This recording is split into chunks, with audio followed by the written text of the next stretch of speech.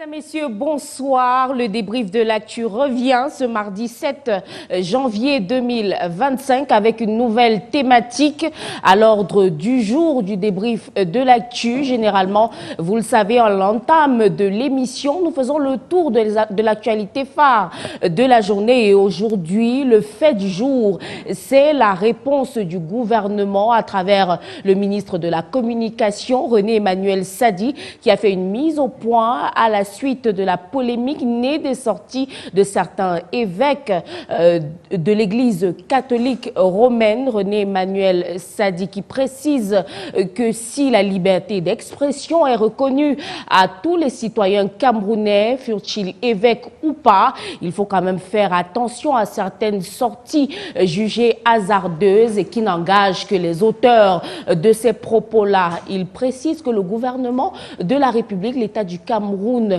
n'est pas en porte-à-faux avec une religion précise ou encore avec l'Église catholique, mais que les propos, je le disais, n'engagent que leurs auteurs. Il invite donc les Camerounais à faire preuve de retenue, mais également de beaucoup plus de retenue, nous le disions, face à des interprétations hasardeuses des propos du président de la République, et que s'agissant pour l'élection présidentielle qui arrive, le président de la République fera savoir s'il souhaite être candidat ou pas, et pour l'instant, ils se contenteront de la réponse qui a été donnée. Le président de la République se dit prêt à continuer à servir le Cameroun. Merci de rester en compagnie des programmes de Canal 2 International. Le débrief de l'actu s'inscrit dans la continuité de ce fait du jour-là pour parler aujourd'hui de l'environnement global qui précède généralement les élections au Cameroun, notamment la présidentielle.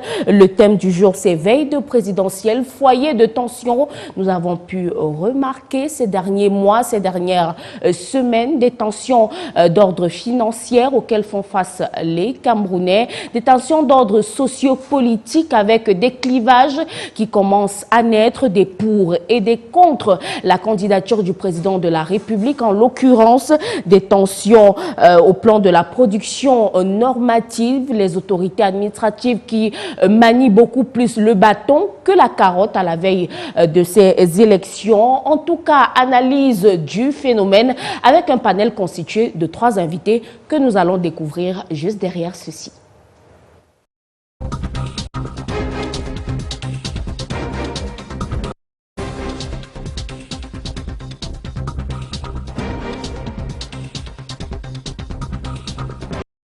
Et pour parler de ce contexte de surchauffe quasi généralisée, nous avons convié au débat ce soir Simon Metsenge. Il est journaliste, analyste politique. Il est également communicant pour le compte du Rassemblement démocratique du peuple camerounais. Bonsoir et bienvenue. Bonsoir Janice, bonsoir à nos millions de téléspectateurs. C'est pour moi un plaisir d'être à nouveau sur votre plateau. Peut-être de but en blanc comme ça, petite réaction après ce communiqué de René-Emmanuel Sadi. C'était un communiqué qui était attendu, dans la mesure où tout allait un peu à volo, oui, où des uns et des autres se marchaient dessus, chacun disait ce qu'il a dit et ça allait dans tous les sens. Et donc il était de bon ton pour le porte-parole du gouvernement de recadrer les choses, de rappeler que le Cameroun est un État démocratique. Démocratique veut dire où le jeu politique, où le sain jeu politique se fait. C'est-à-dire qu'entre les acteurs politiques et que, justement, le peuple souverain, maître de son destin, sera le dernier à pouvoir trancher. Première des choses. Deuxième des choses, c'est un état de droit, où chacun a le devoir ou le droit de dire ce qu'il veut, parce qu'effectivement, nous sommes, il y a la liberté d'expression. La liberté d'expression qui, elle-même, est encadrée par les lois et règlements. Ouais. Et donc, troisième des choses, la laïcité. Que l'État du Cameroun est laïque, ça veut dire que l'État est au-dessus des religions. Ce sont ces 3 éléments qui, pour moi, m'ont semblé des éléments très pertinents. Et effectivement, il était de bon ton que le porte-parole du gouvernement le rappelle. Donc moi, j'ai été satisfait. Maintenant, nous qui sommes du RDPC, nous avons été également satisfaits, sauf que il faut préciser un certain nombre de choses en parlant de démocratie. La démocratie, par exemple, au Cameroun, confère aux partis politiques premièrement, de concourir à l'exercice au suffrage universel. C'est ce que nous allons faire en octobre prochain, parce que le président de la République l'a dit.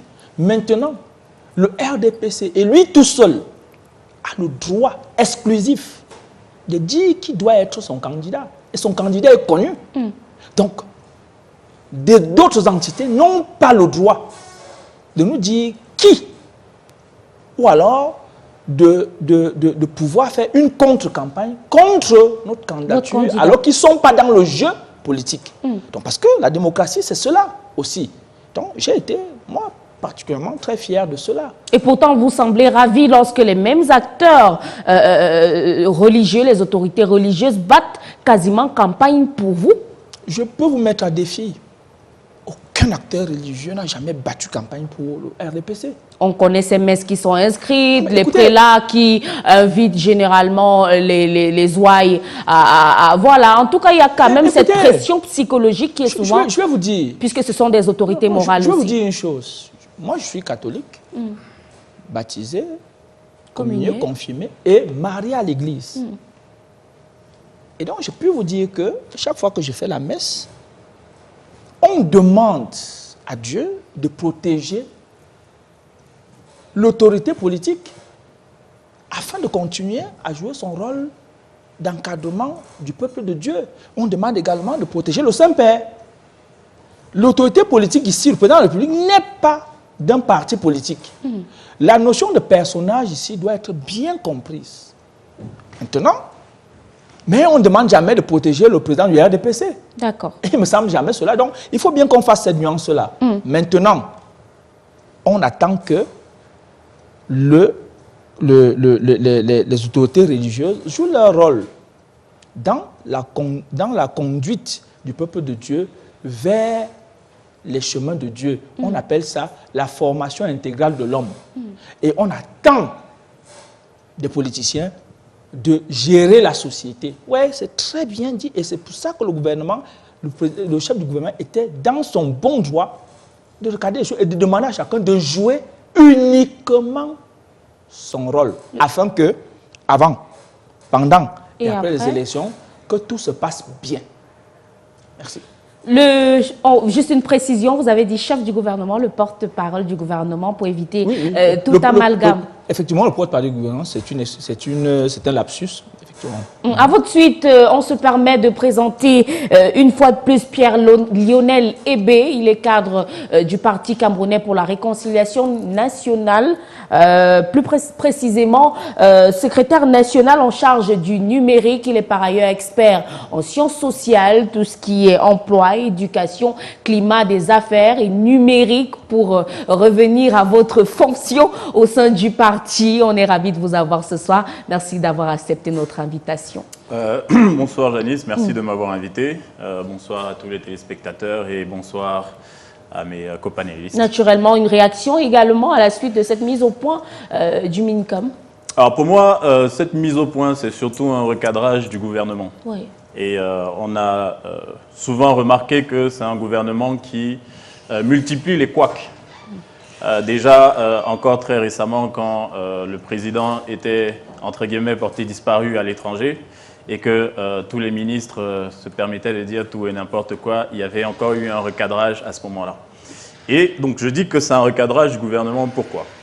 Le 31 décembre, à la suite du discours du président de la République, il y a eu une flopée de réactions au cadre du RDPC, y compris des ministres, pour ne citer qu'un, le ministre de la Santé, Manaouda, qui a publié sur les réseaux sociaux comment il était ravi que le président annonce enfin qu'il va pouvoir se représenter, qu'il a entendu l'appel de la jeunesse du Septentrion, que c'est le candidat de la jeunesse, blablabla. Donc je suis un peu surpris qu'aujourd'hui, son collègue du gouvernement vienne recadrer cette fois les membres de l'Église, les chefs religieux, en disant que non, attention, le président n'a pas encore dit qu'il allait se représenter. L'Église catholique romaine, en tout cas. Oui, attention, le président n'a pas encore dit qu'il allait se représenter, qu'il a juste dit qu'il allait aller jusqu'au bout de son mandat.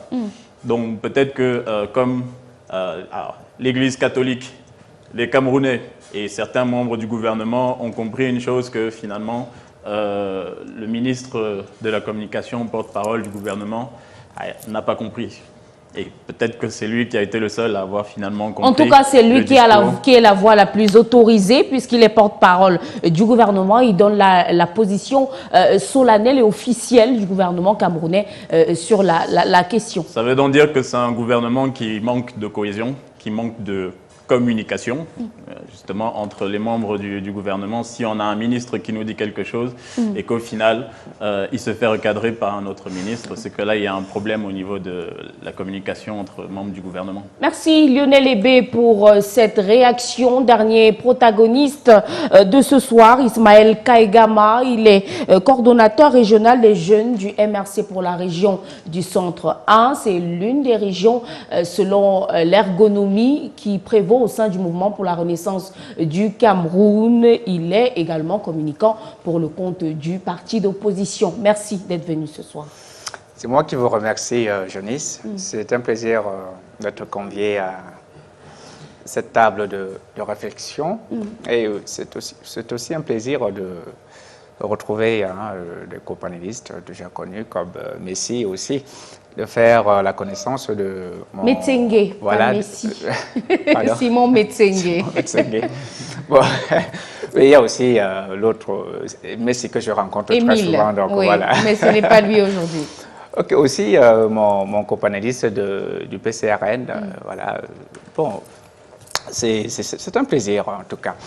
Mais permettez-moi de dire quand même un bonsoir à mes amis politiques aussi, parce que c'est une tradition au MRC, quand je salue, lorsqu'on est appelé à représenter le parti quelque part.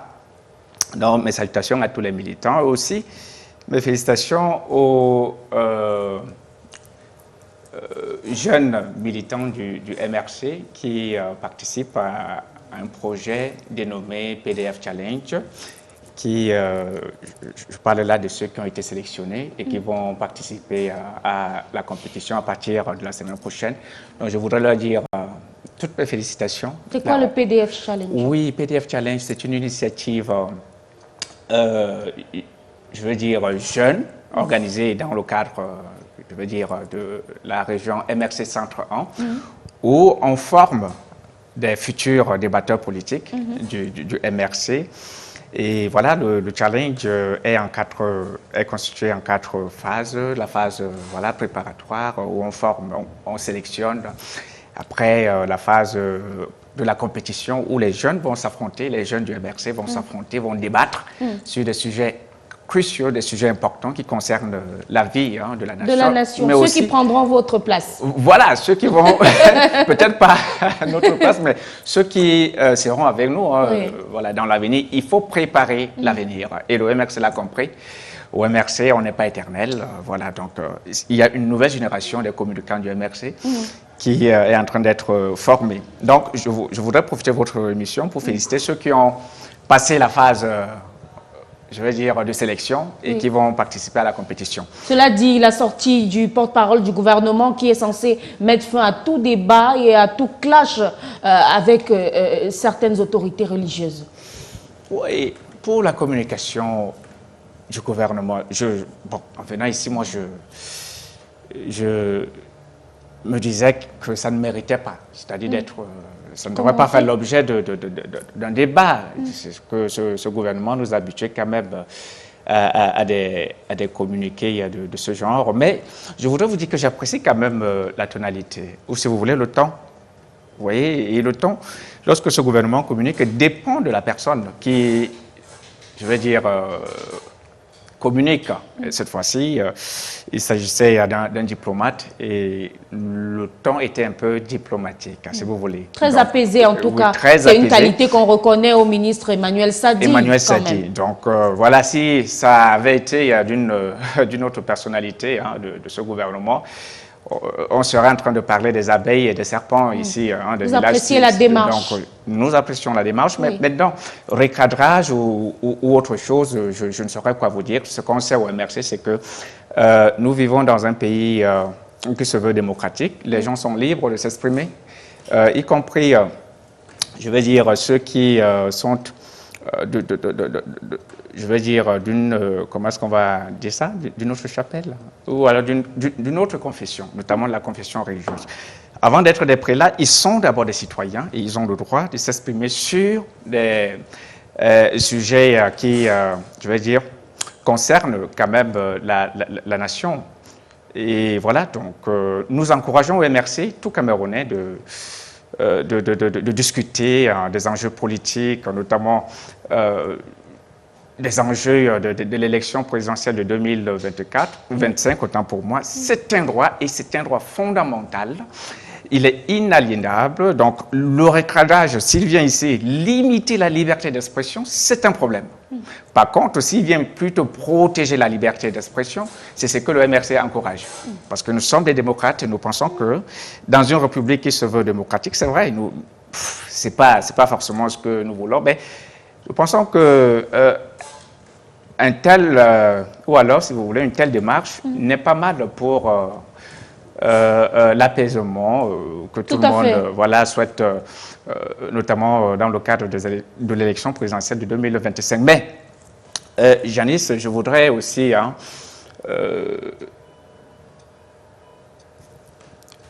encourager et féliciter ces jeunes-là qui se mobilisent dans les 10 régions du Cameroun pour sensibiliser leurs pairs à pouvoir s'inscrire sur les listes électorales. C'est très important. Vous imaginez, environ 4 à 5 millions de jeunes en âge de voter ne sont pas inscrits sur les listes électorales. Ça, c'est un problème. Il faut que les jeunes aillent s'inscrire sur les listes électorales. On aura l'occasion d'en parler. Parce qu'il y a un enjeu en 2020. Si vous permettez, Ismaël Kaïgama, on aura l'occasion d'en parler. Le temps pour nous de prendre justement le pouls des inscriptions sur le terrain. C'est vrai, le sujet du jour, prête à l'analyse du contexte global qui prévaut généralement avant, pendant, voire même après les élections au Cameroun. Mais un fait factuel, permettez la tautologie, ce sont les inscriptions sur les listes électorales pour le compte de l'année 2025 qui ont été lancées hier à Mbankomo par le directeur général des élections, un élément qui a été suivi de près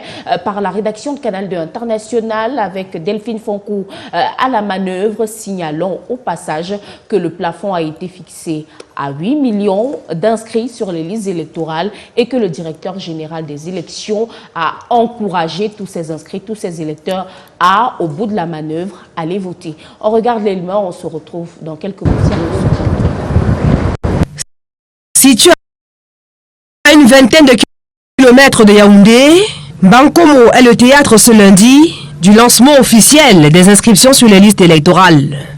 Une cérémonie particulière marquée par la présence du directeur général des élections, venu lui-même donner le coup d'envoi de cette opération nationale. Nous ne voulons pas faire de la trappe autour. On veut inscrire les personnes qui vont venir voter le moment venu, pour que nous n'ayons pas des abstentions. C'est pour ça donc que nous encourageons ceux qui veulent être des électeurs en 2025 de s'inscrire. Pas ceux qui viennent s'inscrire après, ils ne sont pas là. Sur place, le poste d'inscription accueille un flux régulier de potentiels électeurs. Certains privilégiés repartent avec leur récépissé, reçu des mains d'Éric Soussé. À Mbankomo, l'engouement observé n'est pas anodin. Pour beaucoup, 2025 est perçu comme une année cruciale pour le Cameroun. Je m'inscris un peu aussi là parce que je vois que le pays va un peu bien. 6 jours après le début du processus, l'appel à l'inscription est pressant. Le calendrier politique impose une clôture des listes au lendemain de la convocation du corps électoral. Interrogé sur les récentes controverses autour des chiffres d'inscription, Éric Soussé clarifie les faits. Les chiffres sont clairs, 7 845 622. Est-ce que quand on le dit, c'est pas clair? Il n'y a que ceux qui cherchent, n'est-ce pas, les sorciers dans les choses qui le disent. Mais nous savons que tout est clair. 7 845 622, voilà le chiffre officiel que nous avons dit, qui est sorti dans les journaux, même que les médias ont repris. Je n'ai pas entendu un seul média qui donne un chiffre contraire. Sur la question des kits électoraux, le directeur général des élections annonce l'arrivée très bientôt de nouveaux matériels destinés à renforcer les capacités opérationnelles sur le terrain.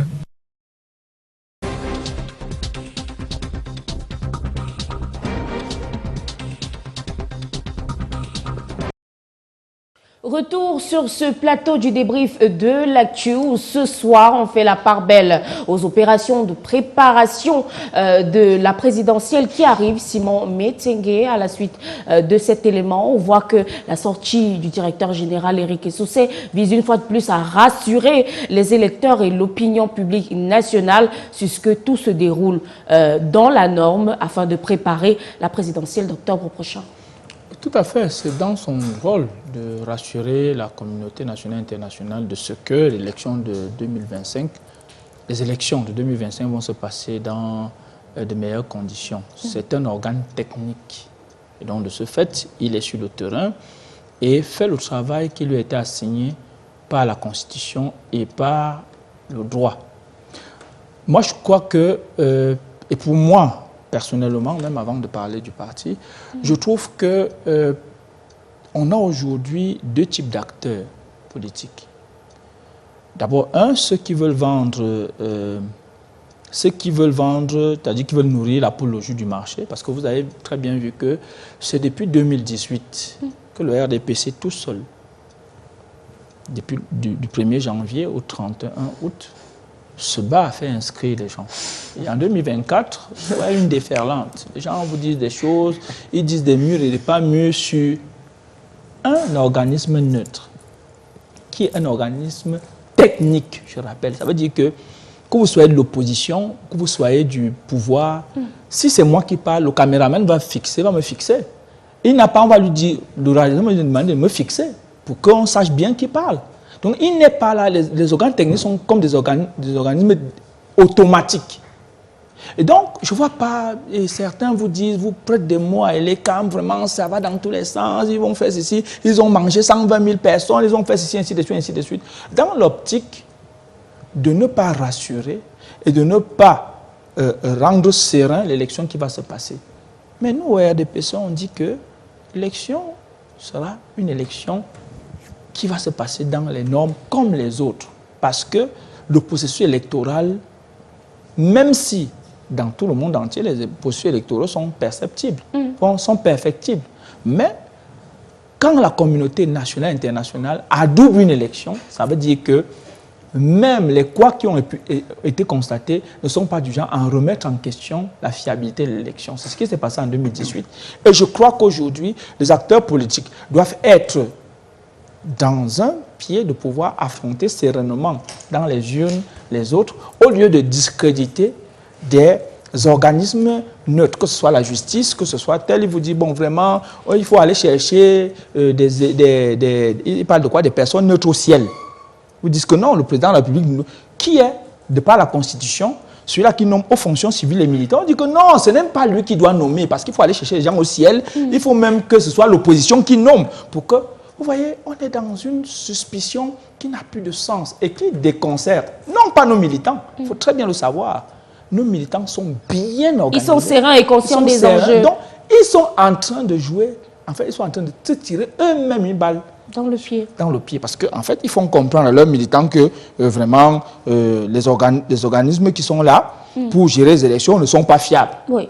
Et donc, vous pouvez ne pas aller voter. Mais nous, nos militants, parce que dès le 10 janvier de chaque année, le 10 janvier de 2024, le secrétaire général du comité central, le vice-premier ministre Jean Kuete, a instruit à la base, cellule, comité de base, sous-section, section, d'inscrire les militants du RDPC qui ne sont pas inscrits sur les listes électorales. Donc, tous les ans, nous le faisons. Et donc, nous sommes sereins.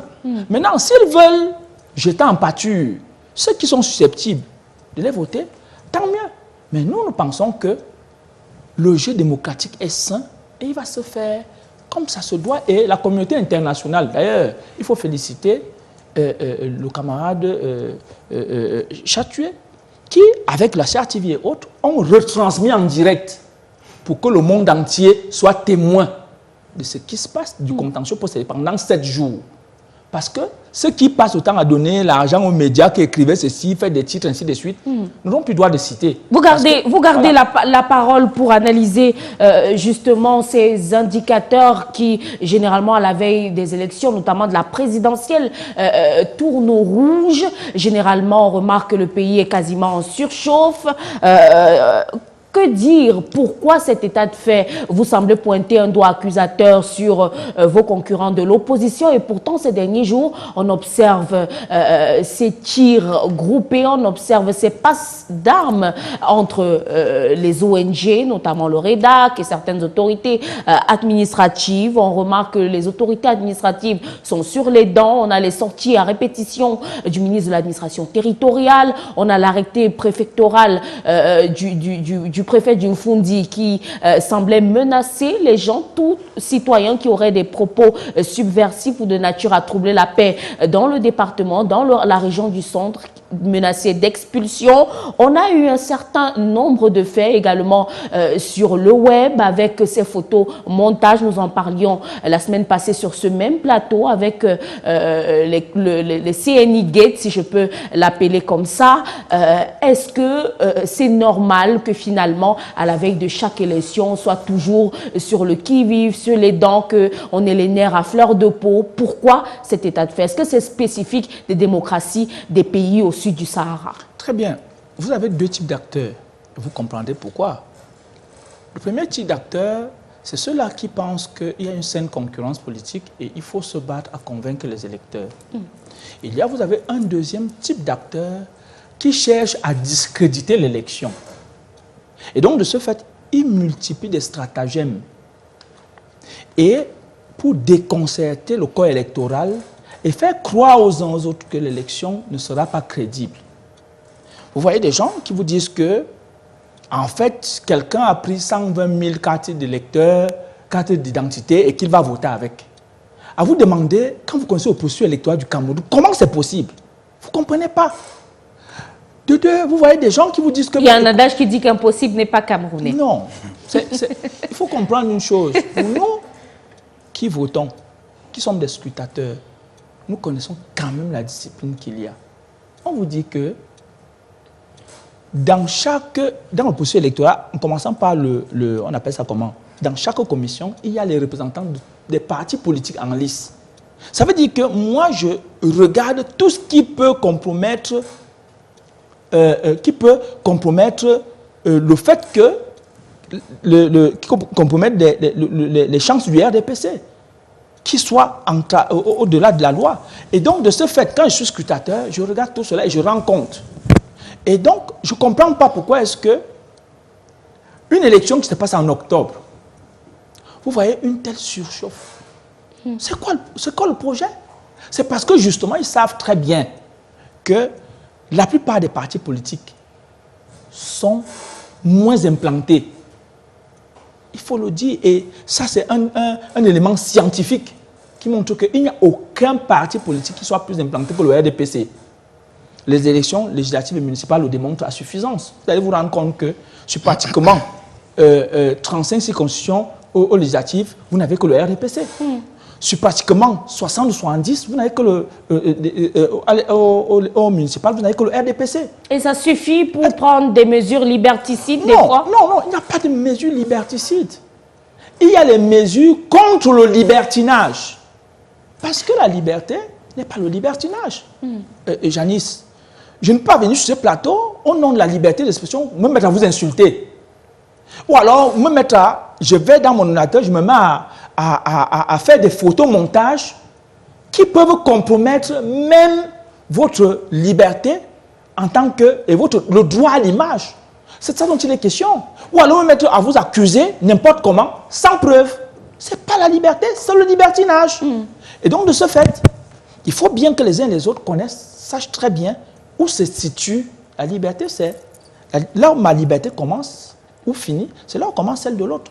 Ça veut dire qu'il faut bien qu'on sache que le fait d'être en liberté d'expression ne veut pas dire faire tout ce qui nous passe par la tête. C'est ce qu'il faut dire. Nous, au RDPC, on leur dit ça. Vous savez très bien que beaucoup de communicants aujourd'hui, certains communicants, sont devant les bars. parce qu'ils ont dit des choses qu'ils doivent prouver. C'est ça la justice. Merci Simon pour cette lecture. Lionel Ebé, pourquoi à la veille de la présidentielle, généralement le ton monte, on observe une certaine radicalisation de la part de tous les acteurs généralement. De quoi a-t-on peur? Pourquoi est-ce que la veille des présidentielles, la menace est utilisée comme arme? Est-ce le reflet d'une faible culture politique ou alors, généralement, les autorités savent qu'au vu du ras-le-bol, il y aura forcément des remous? Alors déjà, quand vous dites tous les acteurs, je ne sais pas de qui vous parlez exactement, parce que comme probablement les militants du RDPC, au PCRN, nous sommes également sereins. Nous avons, depuis 2018, énormément travaillé sur le terrain des inscriptions électorales, et nous sommes ravis d'ailleurs que maintenant le MRC a fini par nous rejoindre sur ce terrain-là.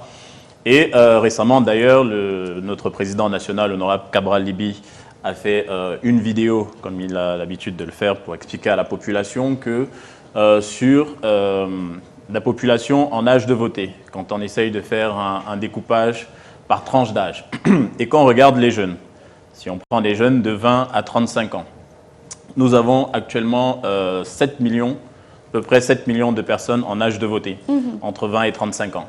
Et sur ces 7 millions-là, nous n'avons que 2,6 millions d'inscrits.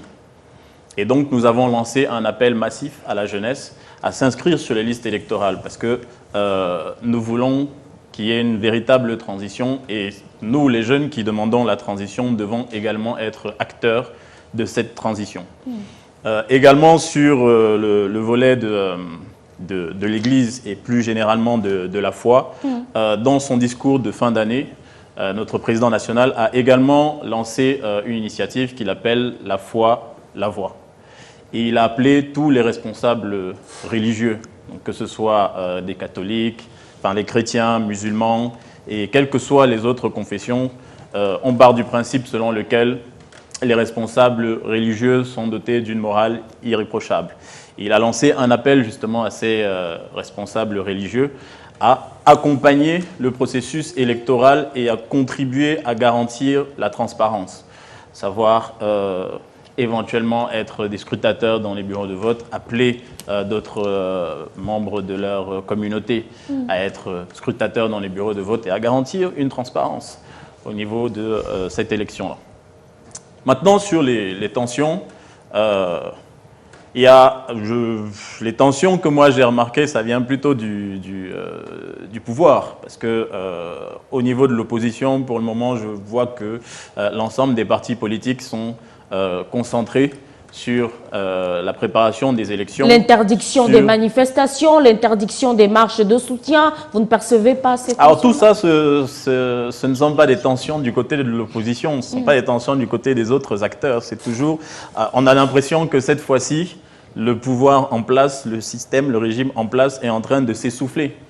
Et toutes ces manœuvres-là, interdiction, quand vous avez cité tout à l'heure l'interdiction du, le préfet du Mfundi qui menaçait d'interdire, d'expulser des gens de son département. Donc je me suis posé la question à ce moment, d'ailleurs, moi qui suis originaire du Mfundi, qu'est-ce qui va se passer? On va me chasser de mon village si jamais je... Donc oui, ce sont des manœuvres d'un régime qui est à bout de souffle. Quand on voit un ministre qui, en mondovision, vient menacer de fermer les églises, là, pour le coup, on est vraiment dans un régime qui est en train de s'essouffler. Ismaël Kaïgama, est-ce que c'est votre lecture également, ces différents symptômes qui généralement précèdent la présidentielle au Cameroun? L'année dernière, on a eu des clivages qui se sont radicalisés sur fond de repli identitaire avec le clivage tontinard, sardinard. Et au cœur de ce, on a envie de dire, de ce scandale, on avait le MRC qui était au centre, qui a été même accusé d'animer et de nourrir ces clivages-là. Est-ce qu'on s'achemine vers le même scénario cette année? Au contraire. Bon, je reviendrai certainement à votre question, mais le MRC a été plutôt victime de cette tension et non encouragé. Donc là, je pense que vous vous trompez un peu à ce niveau. Janice, je souhaiterais qu'il ne soit permis quand même de revenir rapidement. sur un certain nombre de choses. Le MRC est fier du travail que fait le PCRN, c'est-à-dire celui d'encourager les Camerounais à s'inscrire sur la liste électorale. C'est une très bonne chose, nous vous encourageons. Mais je voudrais tout simplement rappeler mon ami Lionel Ebé. Oui, une chose quand même, le MRC est sur le terrain depuis 2013 et appelle aux inscriptions sur les listes électorales depuis 2013. Donc chez nous, on l'a commencé très longtemps et nous sommes heureux de vous avoir auprès de nous et de continuer le combat ensemble parce qu'il s'agit là d'un combat de tout le peuple du changement. C'est la finalité qui compte. Et pour ce qui est de mon vis-à-vis du RDPC, je voudrais lui dire que le RDPC est nulle part sur le terrain des inscriptions. Jamais on a vu le RDPC inscrire les citoyens camerounais dans un lieu public. Par contre, et là c'est une information peut-être que je pourrais partager avec vous, au cas où vous ne l'auriez pas, le RDPC, je parle du RDPC, peut-être tout à l'heure j'ai parlé du MRC, je parle du RDPC. Le RDPC inscrit les gens en dehors du cadre réglementaire, c'est-à-dire dans des maisons, dans des domiciles privés, où une élite peut, par exemple, s'accaparer des kits délicats, mais aller inscrire de force les gens de son quartier. Voilà comment vous procédez. Et aussi dans des chefferies qui sont à vos soldes, où les inscriptions se font. Nous avons des preuves de ce que je vous dis, mais ne me demandez pas de vous les présenter ici. De force, mais on n'a jamais reçu de plainte. Mais il n'y a de force, jamais eu de... parfois même des personnes qui ne sont même pas en âge de voter. Et ça, je vous le dis, c'est une information. Et qui vote le jour J? Et qui vote, le RDPC fait même voter des morts, croyez-moi.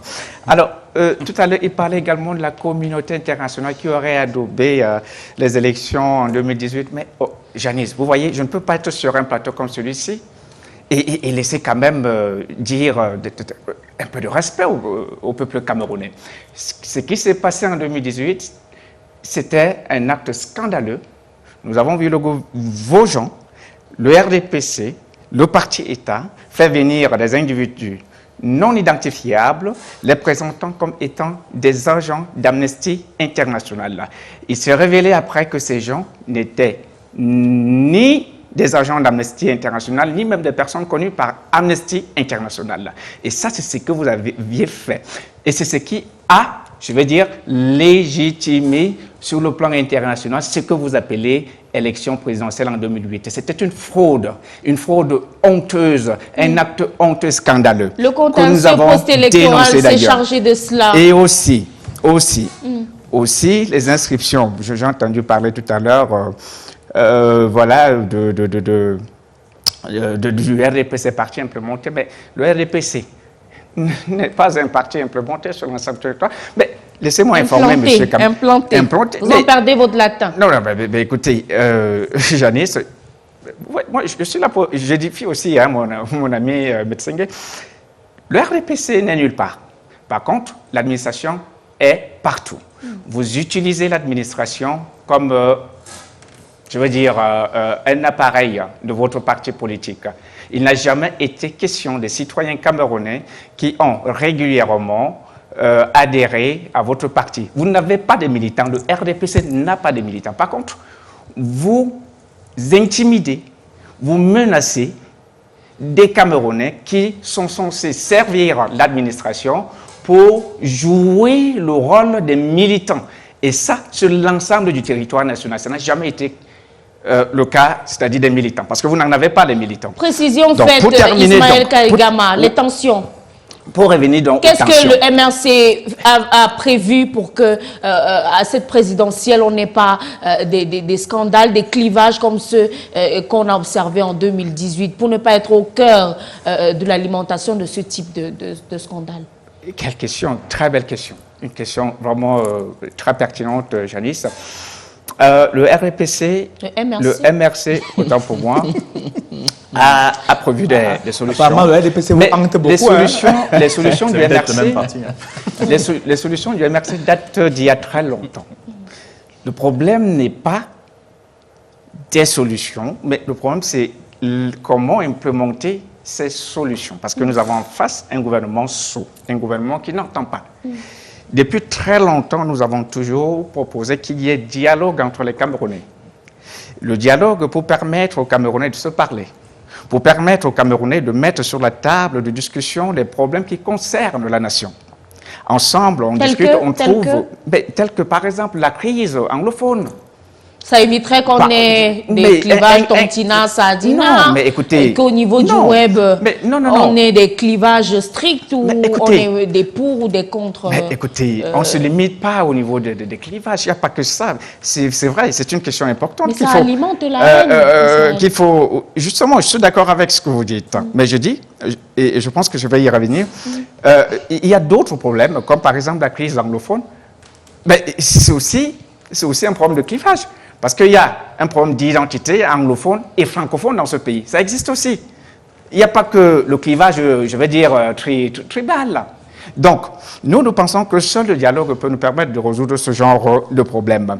Et malheureusement, on a en face un régime qui ne comprend pas, qui est habitué à un système de gouvernance exclusif, qui pense que seuls ceux qui sont habilités, je vais dire, légalement habilités à diriger, ont le droit d'imposer des choses aux Camerounais. Donc, nous proposons le dialogue pour faire face, notamment à ce problème de clivage à la fois, je dirais, linguistique et même tribal.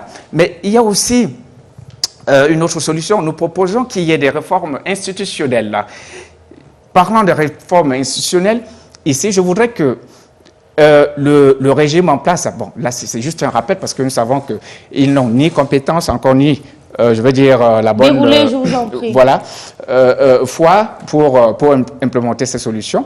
Nous aurions souhaité que des institutions comme Elections Cameroun soient constituées de façon consensuelle avec les partis politiques qui participent au choix, c'est-à-dire des membres, notamment du Conseil électoral, et aussi même la direction de l'ECAM.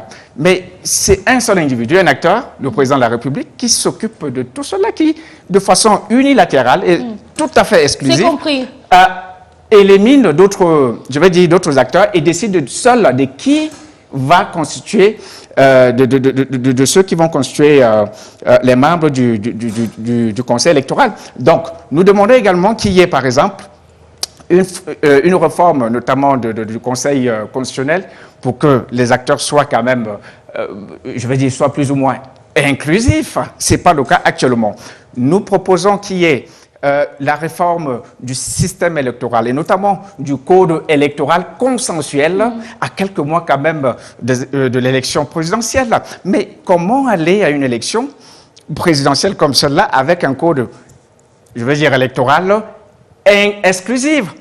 Donc, au MRC, nous proposons le dialogue, nous proposons la réforme des institutions, et ça, c'est pour éviter que les tensions se transforment en des crises, je dirais, endémiques, en des crises violentes, post-électorales. Parce que là, nous parlons des tensions préélectorales qui pourraient être source des crises post-électorales. Et pourquoi ces tensions? Mais je pense que les Camerounais méritent quand même une réponse à cette question. Pourquoi cette tension? Rapidement. Et cette tension tire source notamment de la corruption, notamment de la corruption, de l'autoritarisme, c'est-à-dire du régime.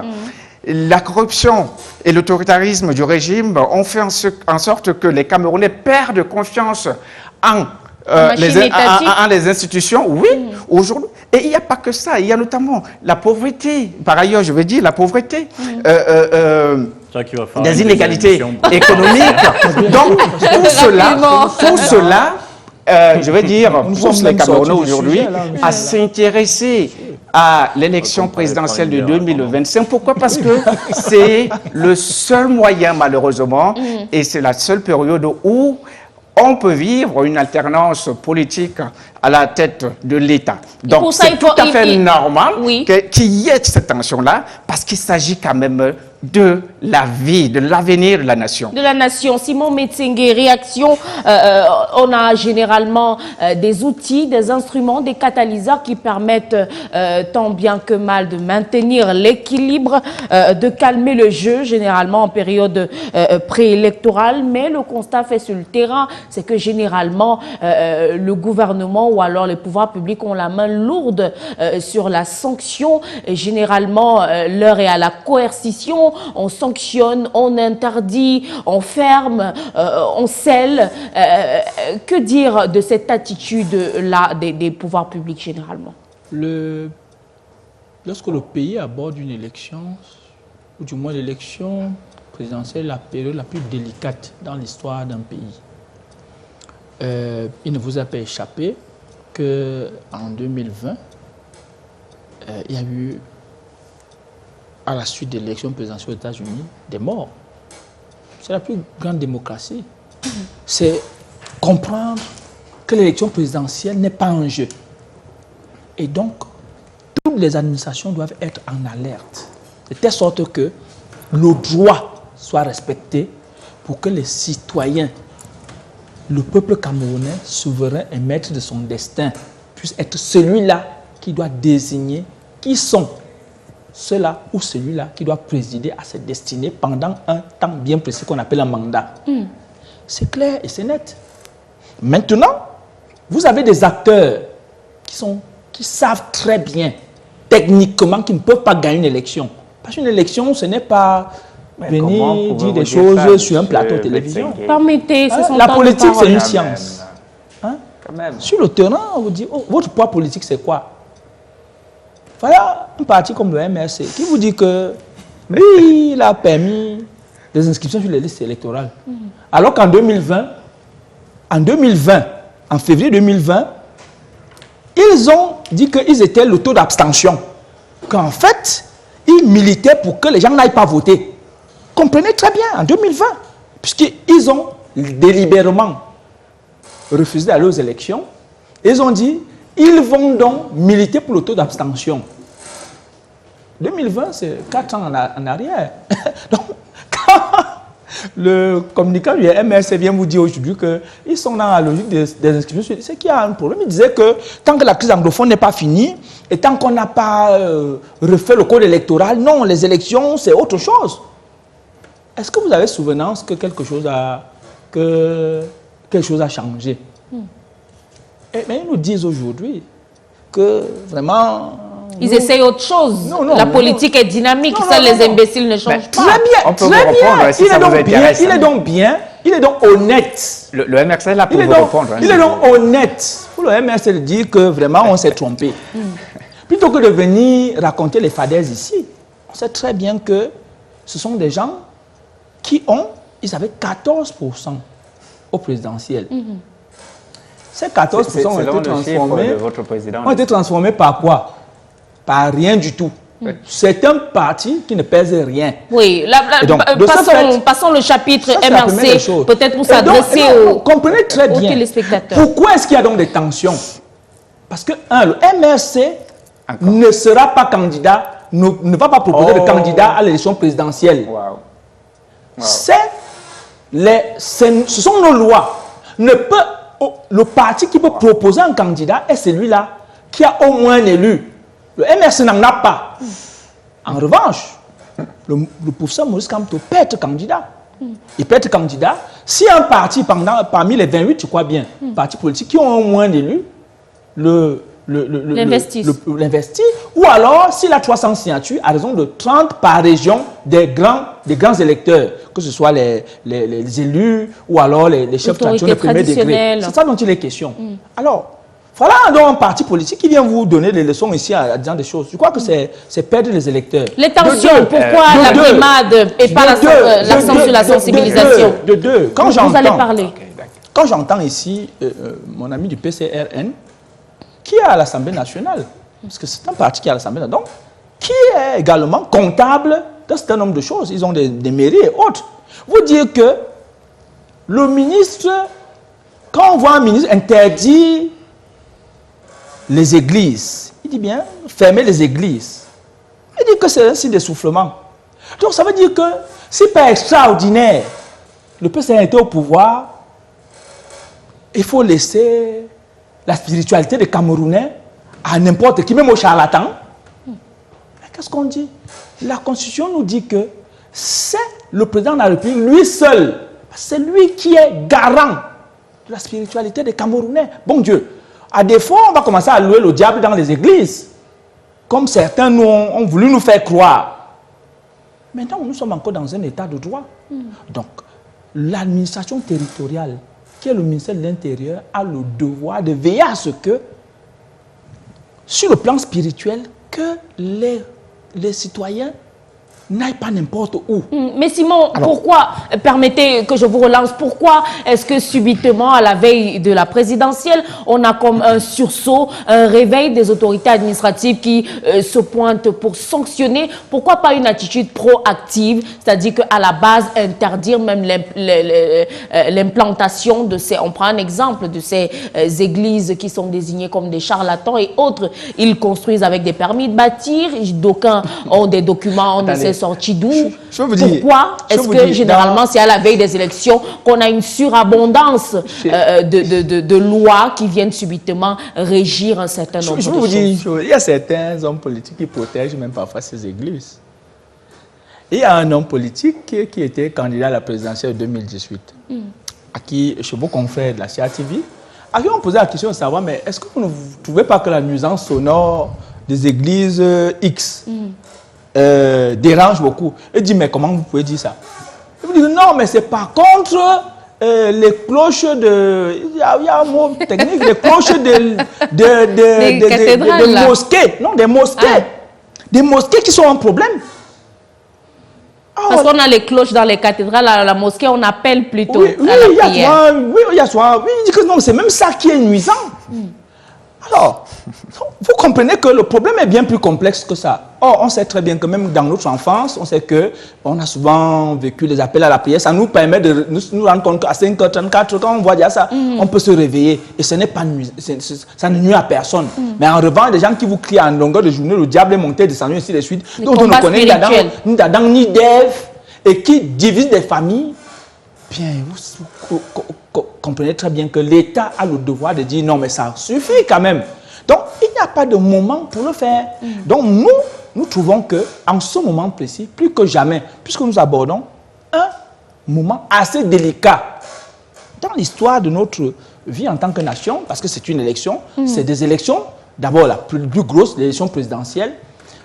Toutes les administrations doivent être mobilisées afin que rien ni personne n'empêche cela. Et donc, il faut comprendre la levée de boucliers. Ça n'a rien à voir avec les intimidations et autres. On a même vu certains acteurs aujourd'hui qui comment dire, qui ont des procès pendant, qui à une certaine période nous disaient qu'ils ont l'argent quelque part et qu'ils veulent investir parce qu'il faut déloger le pouvoir. Aujourd'hui, peut-être ça les rattrape, je ne sais pas trop, mais en tout état de cause, l'administration a un rôle, c'est de permettre à ce que les élections se passent bien. Et je vais vous dire une chose. Rapidement. À cette élection que vous voulez jeter, que certains veulent jeter en pâture, je vous rappelle que en 1992, il n'y avait pas l'ECAM, il n'y avait pas ONEL, il n'y avait pas... C'est l'administration qui gérait les élections. Je vous rappelle que c'est à cette période-là que le RDPC a eu la majorité relative à l'élection législative avec 88 députés. C'est à la même période qu'il y a eu un score étriqué au présidentiel. C'est dire que l'administration ne connaît pas de parti politique. L'administration suit les règles. Et il faut leur laisser faire leur travail. Comment sortir de ce cercle vicieux de pic de tension à l'approche de chaque présidentielle? Comment est-ce que le Cameroun peut sortir de ces spirales infernales? Ok, déjà, avant d'y répondre, j'aimerais revenir sur le fameux problème des églises. C'est que, ok, c'est la loi au Cameroun, que ce soit chaque église doit bénéficier d'un décret du président de la République. Loi que nous trouvons d'ailleurs un peu bizarre, parce que si on est dans un système de séparation de la religion et de l'État, Ce n'est pas au président de la République de décider qui doit aller dans telle église ou qui doit aller dans telle église ou quelles sont les personnes qui ont le droit de s'associer autour de leur foi. Donc ça, c'est d'une. Et de deux, quand le ministre menace de fermer les églises dites de réveil, c'est très mal connaître. C'est très mal connaître. Il n'a pas dit que l'église de réveil, non. Vous permettez? Oui, j'ai dit des églises dites de réveil. Il a dit des églises je crois que je parle français. Donc illégal. Non autorisées. Ce qu'il faut comprendre, c'est que les églises pentecôtistes, évangéliques, etc., ce sont les églises qui ont d'ailleurs le plus de décrets présidentiels au Cameroun. Parce que, Madame Janice, vous avez probablement une église catholique dans votre village. Pensez-vous que cette chapelle-là, qui a été bâtie dans votre village, elle a un décret présidentiel? Non. Elle bénéficie du décret présidentiel accordé à l'église catholique. C'est exactement pareil pour l'ensemble des églises dites de réveil, même si mon voisin n'aime pas beaucoup le terme. Pas du tout, c'est Voilà. parce qu'il a dit, vous faites preuve de mauvaise foi. C'est exactement le cas pour ces églises-là qui sont en général rattachées à un mouvement qui bénéficie d'un décret. C'est compris. Donc si vous voyez sur les pancartes, il y a souvent le numéro du décret qui est mentionné dessus. Comment sortir de la spirale de tension, je vous en prie. Pour sortir de la spirale des tensions, comme je l'ai dit tout à l'heure, c'est que c'est un régime qui est complètement à bout de souffle. Toutes ces brimades-là, ce sont des brimades de ministres qui voient leur mangeoire s'éloigner d'eux et qui essayent tant bien que mal, par tous les moyens, de museler des potentiels adversaires et de museler toutes les personnes qui menacent leur mangeoire. Donc pour moi, la solution à cette tension-là, c'est simplement l'inscription massive sur les listes électorales. Il faut que les Camerounais se réveillent. Il est temps de faire changer les choses. Et toutes les brimades que nous subissons actuellement, c'est parce qu'ils se rendent compte que de plus en plus, pour ceux qui sont sur le terrain des inscriptions électorales, qui sont réellement sur le terrain des inscriptions électorales. Oui, on l'a compris. En fin d'année dernière, en fin de campagne d'inscription, on a vu à quel point toutes les antennes et les cams étaient submergées, au point où et les cams refusaient de faire des sorties sur le terrain tellement il y avait de personnes qui venaient dans les antennes. Et le régime se rend compte que les jeunes sont intéressés de plus en plus à la chose politique, que les Camerounais sont intéressés de plus en plus à la chose politique, et c'est la cause de toutes ces tensions-là. Donc, nous attendons donc tous les jeunes, comme je vous ai dit un peu plus tôt, surtout on appelle les jeunes de 20 à 35 ans. Il y a encore 4,5 millions de jeunes qui ont besoin qui doivent s'inscrire sur les listes électorales, et nous attendons également tous les responsables religieux également avec nous pour surveiller ces élections et garantir la transparence. Alors, nous sommes arrivés au terme du temps imparti, mais en 2 secondes, je vous permets quand même de réagir, Ismaël Kaïgama. 2 secondes. Le MRC promeut une gouvernance participative.